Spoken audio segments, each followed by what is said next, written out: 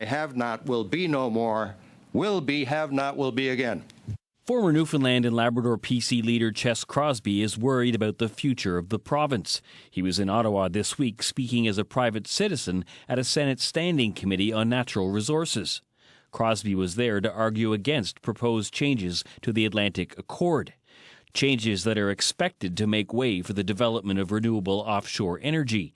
Crosby said those changes will harm the province's oil industry and its fisheries.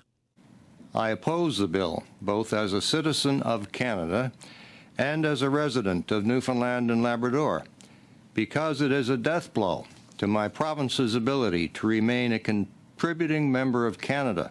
While he was there, he was asked if he believes in climate change. The climate changes all the time.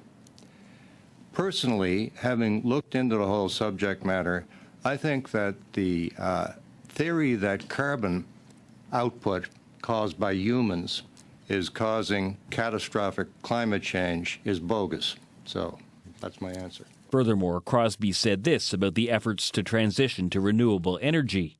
It's a government subsidized, heavily subsidized program to cure a problem that doesn't exist. The current leader of the Newfoundland and Labrador PCs, Tony Wakeham, disagrees. He said neither he nor the party agree with Crosby.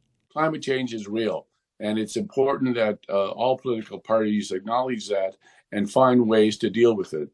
Wakeham, the MHA for Stephenville Port-au-Port, said he can see the effects of climate change in his district, with warming ocean temperatures, erosion, and more intense storms like Fiona. Mark Quinn, CBC News, St. John's. What's going on, everybody? We got huge news in the fight against the globalists and the so-called climate change agenda.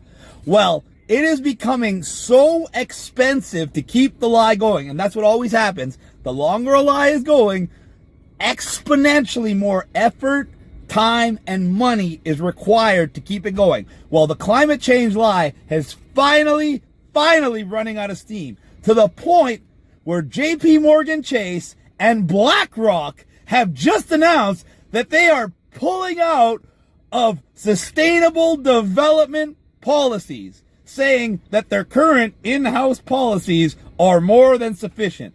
This is a way of saying that even people who have trillions of dollars are not willing to spend the increasingly billions and billions and billions they need to try to convince you that your SUV is going to kill grandma, and unless you stop eating meat, your children are going to be living on a barren planet.